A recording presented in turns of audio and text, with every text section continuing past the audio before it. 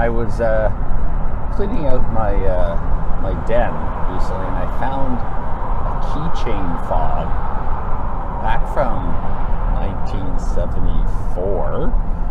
I was in grade 7 at the time, and the keychain was acrylic, plastic, and inside were the words, in quietness, and confidence will be your strength. So in quietness and confidence will be your strength. And there's a beautiful, serene picture of a lake and a boat behind that. And how I came to have this keychain is an interesting story. So as a guy that was struggling with my brain and not really feeling I fit in, I was walking across the schoolyard, and I looked down in the grass and there was something shiny, and I picked it up, and it was this keychain fob that had broken on the little circular part that would attach to the key ring had broken. So this had fallen off someone's keychain, and I looked at it and thought, well, that's really cool. Quietness and confidence shall be your strength. And I carried that with me for years, or kept it on my dresser to look at regularly. And it's kind of defined me in some ways. That as a kid growing up, you're trying to figure out who you are, and quite often I wouldn't say I was in quietness growing up. I was pretty outgoing guy, but inside I was being quiet, not sharing all those internal dialogues I was having. But what the in quietness and confidence being your strength meant to me was listening to other people and doing your best not to judge, even though I know my mind was on and I was constantly judging other people. But you don't have to be loud to be confident, is part of what I'm going towards. Even though for the longest time growing up, I know I was loud, and I needed to get my point across, and I needed to be heard, and I wasn't always the best listener because of that. So now many years later, and finding this old key fob and looking back and saying, wow, someone dropped that, I found it, and made all that difference to me. As it was kind of like I didn't have someone in my life giving me fatherly advice, and so this was my fatherly advice that came from energy, God, the universe that connects us, that I just happened to pick up and made such a difference in my life. So moving forward with the quietness and confidence theme, I learned something, I'm not sure how many years ago, but it was a fair number of years ago, that if you're right on something, you don't have to be right now. And what that allowed was when you're having a discussion with people and you have differing point of views, very few people want to hear that they're wrong or that they need to change their point of view.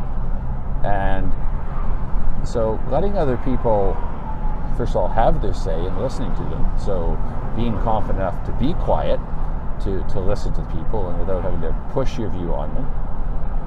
And what I found over time is if my logic of what my thought was correct, I didn't have to be correct right now. I could let it go, share my ideas, listen to their ideas, but instead of having to push my ideas through and make them or try to force them to accept my ideas, learning to just let it go.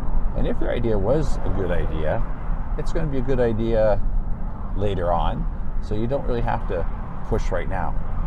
And so you can enjoy the time with the person instead of making it confrontational, knowing that they've got their point of view, and most of us do not want to change our point of view. We've done our thinking, and we've decided that's who we are, and those are our beliefs.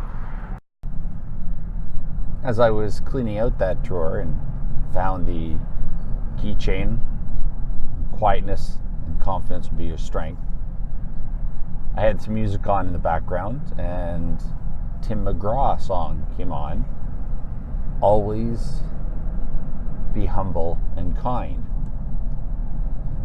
Hold the door, say please, say thank you, and basically just be a kind, good person in life.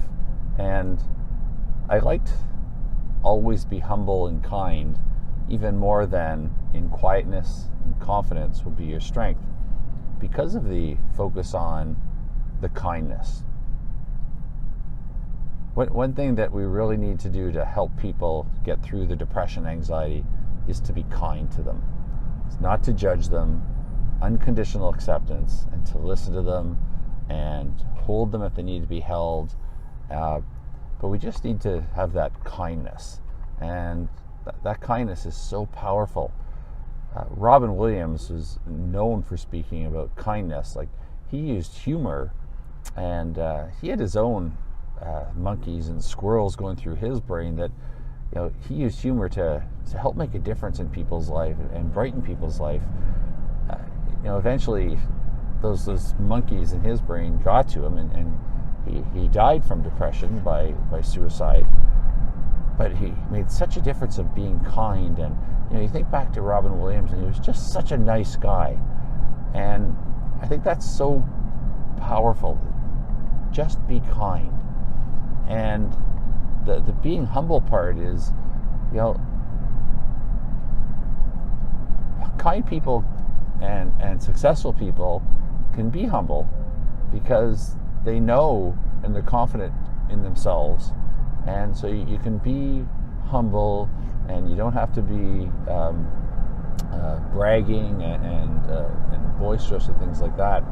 So humble and kind, it's such a simple message.